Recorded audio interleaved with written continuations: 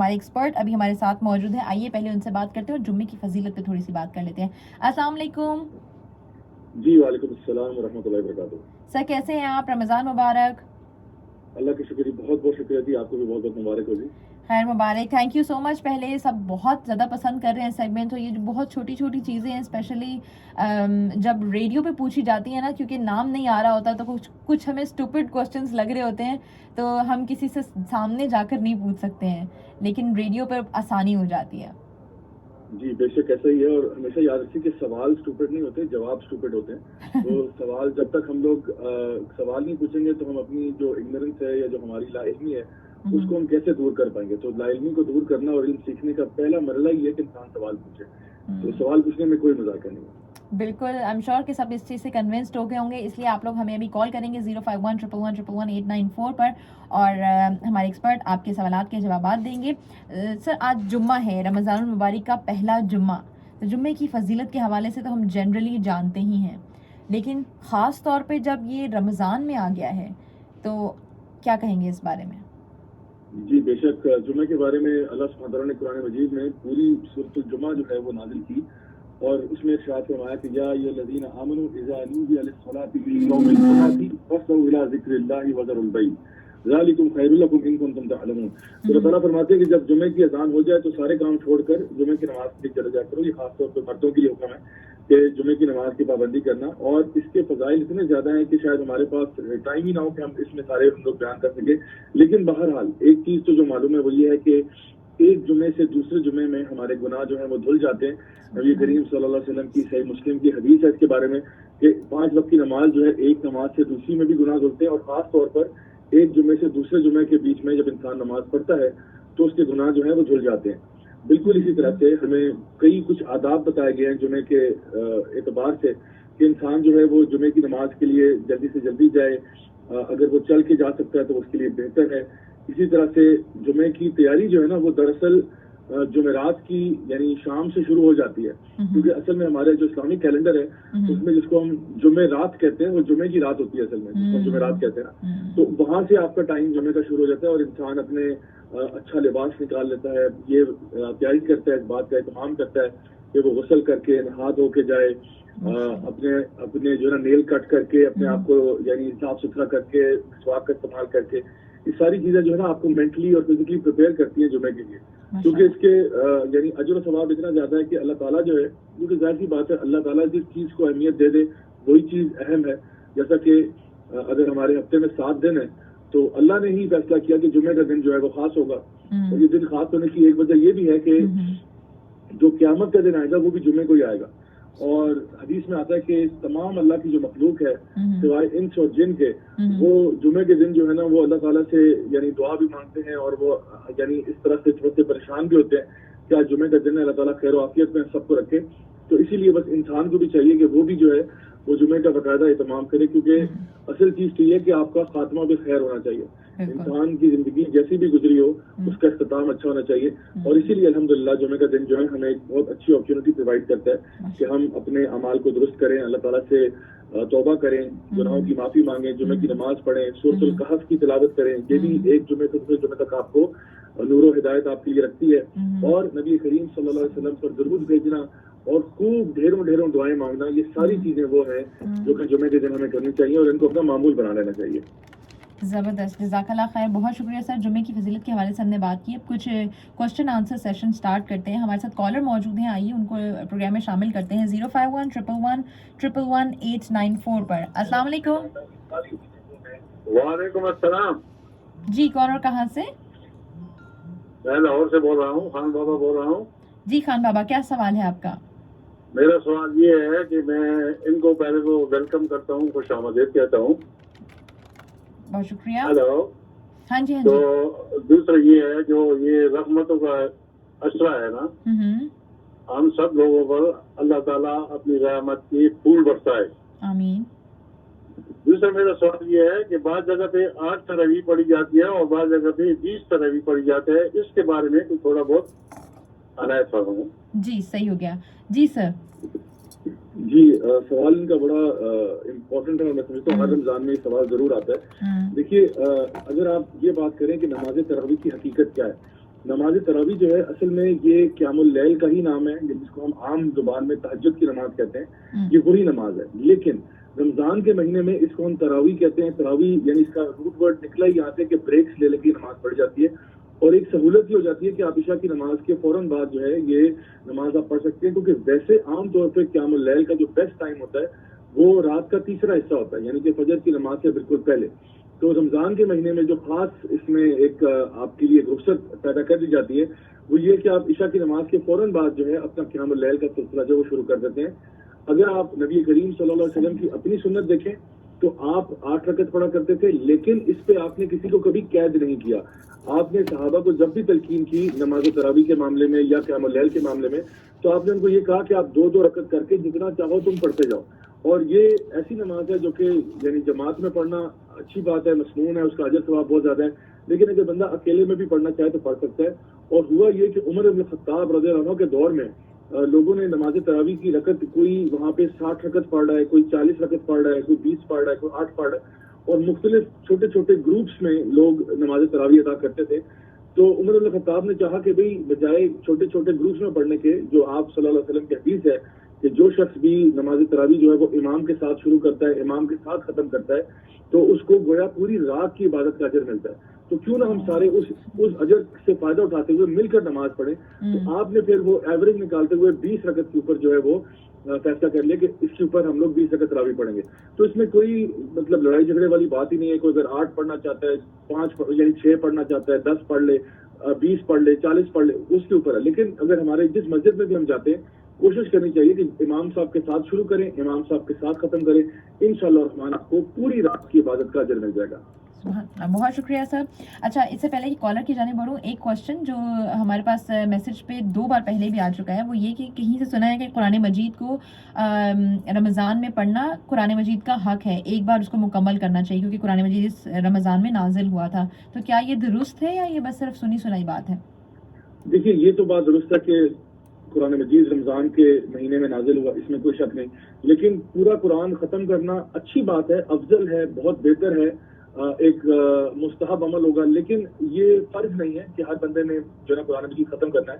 شاید اس سے زیادہ بہتر میری نظر میں یہ بات ہوگی کہ اگر قرآن مجید کو سمجھ کر پڑھا جائے. اس کی وجہ یہ ہے کہ ابن القیم رحمہ اللہ فرماتے ہیں کہ یقیناً قرآن مجید اگر بغیر سمجھے بھی پڑھا جا رہا ہے اس کا بہت اجر ہے. ہم سب کو معلوم ہے نبی کریم صلی اللہ علیہ وسلم کی وہ حدیث جہاں پہ آپ نے فرمایا کہ الف لام میم جو ہے یہ پڑھنے سے 30 نیکیاں ملتی ہیں، یعنی ہر حرف پہ آپ کو 10 نیکیاں ملتی ہیں. تو الف لام میم کی آپ کی 30 نیکیاں ہوگی.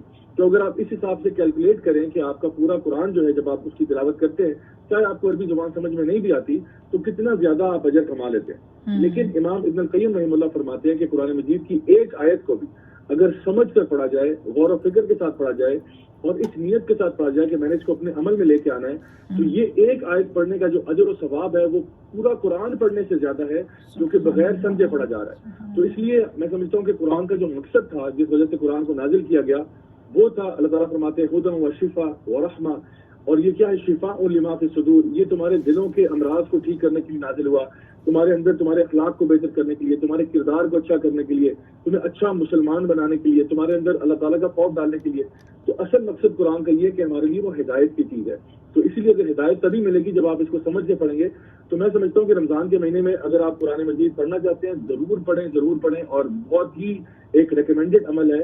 لیکن اس سے بھی بہتر یہ ہوگا کہ جس کو آپ تھوڑا اگر پڑھتے ہیں لیکن سمجھ کر پڑھیں، غور و فکر کے ساتھ پڑھیں، جیسا کہ اللہ تعالیٰ بھی فرماتے ہیں افلا یتدبرون القرآن، کیا تم قرآن پر غور نہیں کرتے یا کیا تمہارے دلوں پر تالے لگ چکے ہیں. تو اس کے اوپر غور و فکر کرنا میں سمجھتا ہوں یہ بہت اہم چیز ہے، اور رمضان کا مہینہ بہت اچھا ہمیں ایک اپرچونٹی پرووائڈ کرتا ہے یہ کام کرنے کے لیے. بے شک. نیکسٹ کالر کی جانب بڑھتے ہیں 05111111894. السلام علیکم. السلام علیکم. ہیلو، السلام علیکم. وعلیکم السلام. میڈم میں یہ سوال پوچھنا چاہتا ہوں کہ یہ جو زکوٰۃ لیتے ہیں جو بھی وہ ان کا فطرہ نکلتا ہے، اور دوسرا یہ زکوٰۃ کس بندے پہ فرض ہے، یعنی کہ اس کے حالات کیسے ہوں وہ لے سکتا ہے. اچھا، آپ لینے والے کی غرض سے پوچھ رہے ہیں کہ کون لے سکتا ہے زکوٰۃ؟ جی ایسی کیا مطلب مالی حالات بہت زیادہ ڈون ہے، وہ لے سکتا ہے اور اس کا فطرہ نکلتا ہے.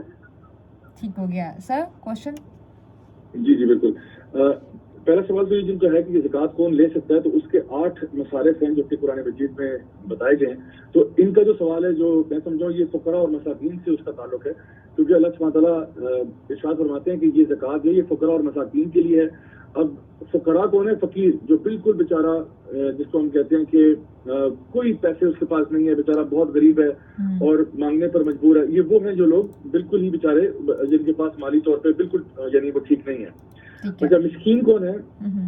مسکین یہ وہ لوگ ہیں جو کہ سفید پوش لوگ ہوتے ہیں, اور یہ وہ لوگ ہیں جو کہ جن کے ڈے ٹو ڈے ایکسپینڈیچر جو ہیں وہ میٹ کرنا ان کے لیے بہت مشکل ہوتا چلا جا رہا ہے. یعنی کہ وہ بھی زکوٰۃ کا مستحق ہو سکتا ہے, جس کے پاس پہلی بات ہے نصاب لیول کے پیسے نہیں ہیں زکوٰۃ دینے کا, تو وہ بالکل بھی اس کے پاس یعنی اس کے پاس پیسے نہیں ہیں. اور دوسرا یہ کہ وہ اپنے ڈے ٹو ڈے معاملات جو ہے چلانا اس کے لیے بہت مشکل ہو گیا. تو ہمارے پاس اکثر ہمارے فیملیز میں, ہمارے ریلیٹیوز میں, ہمارے عزیز و اقارب میں ایسے لوگ ہمیں ان کا پتہ ہوتا ہے کہ جن کے لیے اپنے ڈے ٹو ڈے لائف کے جو اسٹرگلز ہیں وہ بہت زیادہ ہو رہے ہیں. تو ہو سکتا ہے کہ وہ کسی کے پاس اپنی غیرت کی وجہ سے کبھی ہاتھ نہ پھیلائیں اور ان کی اس کی اجازت نہ دیں ان کو, لیکن بہرحال ہمیں آئیڈیا ہو جاتا ہے کہ یہ لوگ زکوٰۃ کے مستحق ہیں, اور ہم مطلب کسی عالم سے یا کسی سے بھی یعنی مزید ان کے بارے میں پوچھا جا سکتا ہے, ان کی کنڈیشن بیان کر کے کہ کیا ان کو زکوٰۃ لگتی ہے. اور اکثر و بیشتر آپ کو یہ بات سمجھ میں آئے گی کہ ان کو لگتی ہوگی, کیونکہ اگر ان کے لیے اپنے معاملات چلانا, مثلاً بچوں کی اسکول کی فیسیں ان کی اتنی زیادہ ہو چکی ہیں کہ ان کے لیے پے کرنا پاسبل نہیں ہے, ان کے اوپر قرضے چڑھے ہوئے ہیں, ان کے اوپر اور بہت سارے فائنینشیل پرابلمز ہیں, تو ان لوگوں کو بھی جو ہے وہ زکوٰۃ دی جا سکتی ہے. تو اس کے اندر آپ کے بہن بھائی بھی آ جاتے ہیں, خونی رشتے آ سکتے ہیں؟ جی, وہ رشتے جو آپ پہ ڈپینڈنٹ نہیں ہیں. مثلاً باپ اپنے بیٹے کو زکوٰۃ نہیں دے سکتا, اسی طرح سے بیٹا جو ہے اگر اس کا جو نا والد صاحب کا انتقال ہو چکا ہے تو اب اس کے لیے فرض ہے کہ وہ اپنی ماں کا خیال رکھے, وہ ماں کو اب زکوٰۃ نہیں دے سکتا. لیکن بہن اگر ہے, بہن جو ہے وہ ذمہ دار نہیں ہے اس بات کی کہ وہ بھائی کو کچھ دے, لیکن اگر بھائی اس کا بیچارہ اتنا ویل آف نہیں ہے اور کسی مشکل مصیبت میں, تو وہ اس کو دے سکتی ہے, اس میں کوئی حرج نہیں. ٹھیک ہو گیا. نیکسٹ کالر کی جانب بڑھتے ہیں. السلام علیکم. وعلیکم السلام ورحمۃ اللہ. میڈم, میں ندیم علی بات کر رہا ہوں دادو سندھ سے. جی. تو جناب علامہ صاحب کو میرا السلام علیکم بولیے گا. اور میرا ایک سوال ہے کہ دیکھیں قرآن پاک تو ہم ڈیلی پڑھتے ہیں, لیکن اس کے میں جو خاص ہم مومن مسلمانوں کے لیے خاص جو ہدایت ہوتی ہے جس میں یا جو امنوں کا ذکر ہوتا ہے, تو وہ اگر سارے قرآن شریف کا ایک حوالہ علامہ صاحب مجھے بتا دیں کہ وہ کتنی آیات ہیں جن پر خاص ہم مسلمانوں کو حکم دیا گیا کہ آپ لوگوں نے یہ کام کرنے, یہ کام نہیں کرنے.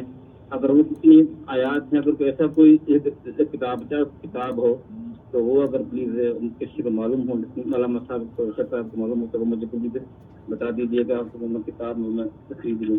چلیں صحیح ہے, بہت شکریہ. جی سر. جی, بڑا پیارا اور خوبصورت سوال پوچھا بھائی نے, اور اس سے پتہ چلتا ہے کہ ماشاءاللہ وہ اپنے بارے میں, اپنے دین کے معاملے میں کتنے جو ہے وہ محتاط ہیں.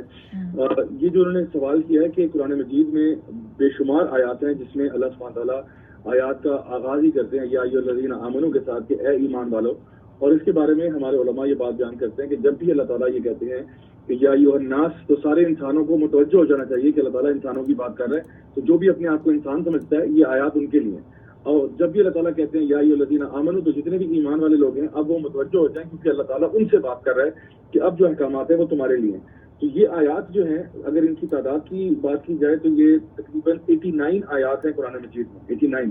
تو یعنی کبھی تھوڑا بہت اوپر نیچے ہو سکتا ہے, لیکن جہاں تک میرا علم ہے یہ 89 آیات ہیں جس میں اللہ تعالیٰ یہ بات ارشاد فرماتے ہیں یا ایھا الذین آمنوا.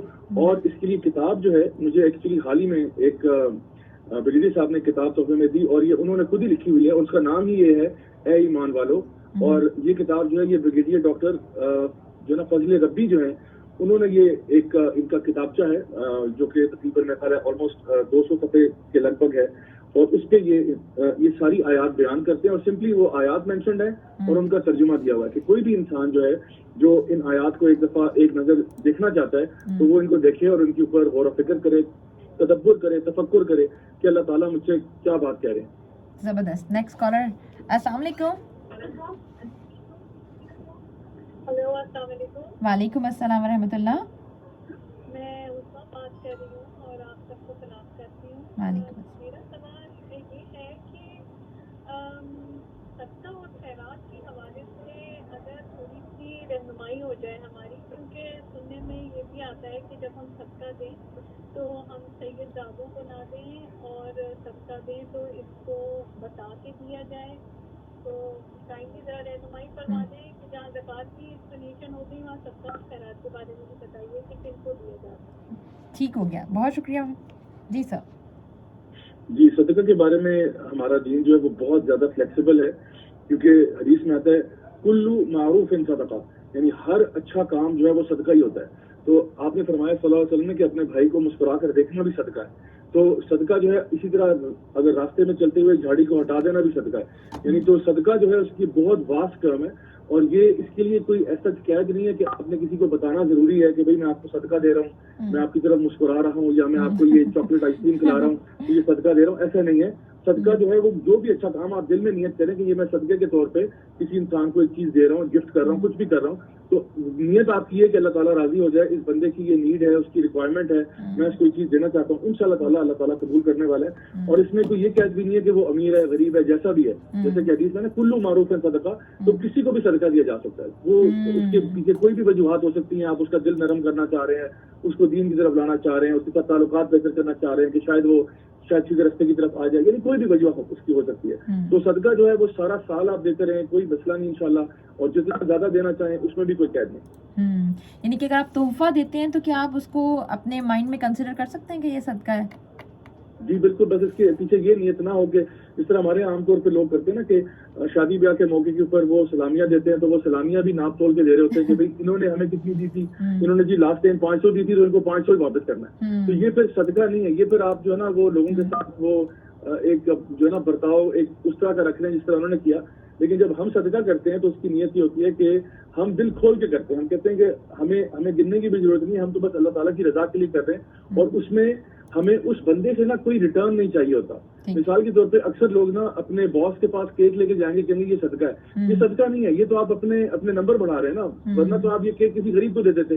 तो कहने का मकसद ये है कि जब आपके साथ कोई ना कोई, वो कहते हैं ना उसके साथ कुछ स्ट्रिंग्स अटैच्ड है, तो फिर ये सदका नहीं रहेगा, क्योंकि अब आपके पीछे कुछ गर्ज और था। तो इन्नमल अमालु बिन्नियात, अमाल का दारोमदार नियत पर है। अगर आपका वाकई में उस बंदे से कोई गर्ज नहीं है कि मुझे इसके बदला मिले, कोई रिटर्न मिले, फिर ये वाकईतन सदका है। अदरवाइज हमारा फिर उसमें नियत जो है उसमें थोड़ा सा यानी प्रॉब्लम आ गया। ठीक हो गया। नेक्स्ट कॉलर की जाने बढ़ते हैं। 05111111894। अस्सलाम वालेकुम।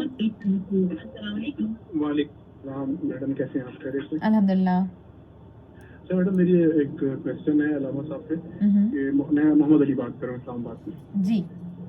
मेरा क्वेश्चन ये है कि जब आपके पास मतलब कुछ पैसे हैं, मतलब आपके पास अगर कुछ 8,000 है, 10,000 है, और ज़कात भी आपकी इतनी बनती है, अब एट द सेम टाइम आप देखते हैं कि कोई ज़रूरतमंद एक गरीब शख्स है वो आपके सामने आ जाता है, तो आप उसको कोई राशन डलवा देते हैं या कुछ कर देते हैं, तो क्या वो ज़कात का पोर्शन कवर हो जाता है? ये question. Thank you so much Mohammad Ali. I think ये बहुत से और लोग का भी सवाल होगा। जी सर। जी अच्छा, इनका सवाल मैं अगर सही समझा तो वो कह रहे हैं कि उनकी अगर ज़कात है ही जो उनके ऊपर ड्यू है वो 8-10 हज़ार रुपए है, और अगर उनको कहीं पे कोई गरीब नजर आ जाते हैं और वो उसको राशन दिलवा देते हैं, तो ये हो सकता है, ये बिल्कुल हो सकता है, क्योंकि अगर वो बंदा वाकई में यानी वो जो ना फकरा में आता है, मसाकीन में आता है, ठीक है, उसके अलावा भी मसारिफ हैं, मिसाल के तौर पर अगर वो ट्रैवलर है या वो फी सबीलिल्लाह जो है वो काम कर रहा है वगैरह वगैरह, ये सारे उसके अंदर चीजें आती हैं, तो अगर उनको लगता है कि वाकई में ये बंदा ज़कात से मुस्तहिक है और वो उसको कोई राशन भी दिला देते हैं, तो ये इंशाल्लाह उसी के अंदर आ जाएगा। इस पे उलमा में थोड़ा सा बहस रही है कि जो ज़कात है वो बंदे को नकद कैश दी जाए या उसकी जरूरियात की चीजें जो हैं वो भी उसको फराहम की जा सकती हैं। तो ये बड़ा वाज़े कर लेना चाहिए कि अगर कोई यानी शख्स ऐसा है जो फुकरा या मसाकीन में से है, उसको अगर आप कैश दे देते हैं ये भी ठीक है, ताकि वो अपनी मर्जी से जहाँ उसको खर्च करना चाहे, जहाँ उसको अपनी जरूरत बेहतर लगे वहाँ खर्च कर दे, या फिर आप उसकी जरूरत को पूरा कर दें उस पैसों के साथ। तो इसमें भी उलमा कहते हैं कि ये भी किया जा सकता है। हत्ता कि अगर कोई मिसाल के तौर पे मेडिकल कैंप लगाता है, कोई ऐसा इदारा है जो कि मेडिकल कैंप लगाता है, और इस तरह के जो है ना पसमानदा इलाकों में जहाँ पे ज्यादातर लोग जो है वो फुकरा और मसाकीन की कैटेगरी में आते हैं, वहाँ पे जाके उनको मेडिकल ट्रीटमेंट करते हैं, उनका इलाज मुआवजा करते हैं, और इसमें भी ज़कात के फंड इस्तेमाल करते हैं, तो ये भी किया जा सकता है, क्योंकि वो लोगों की एक जरूरत को पूरा कर रहे हैं उस पैसे के साथ जो ज़कात की मद में आ रहा है। लेकिन ज़कात के हवाले से सर एक ये भी चीज़ सुनी हुई ना कि ज़्यादा बेहतर है कि अपने करीबी बंदों को दिया जाए। जी बेशक, इसमें तो कोई शक की बात ही नहीं है, क्योंकि देखिए हर इंसान यानी हमें अपना ज़कात का जो एक दायरा है ना, वो सबसे पहले अपने यानी जो ज़िल कुर्बा है, जो हमारे करीब लोग हैं, उनसे शुरू करना चाहिए। तो इससे पहले कि मैं ये कहूँ कि जी मैं फलां मुल्क में ज़कात भिजवा रहा हूँ, मैं ये देखूँ कि मेरे इर्द गिर्द मेरा हमसाया तो बेचारा ज़कात का मुस्तहिक नहीं है, मेरे मोहल्ले में ऐसे लोग तो नहीं है, क्या मेरे फैमिली में कोई ऐसे लोग तो नहीं है।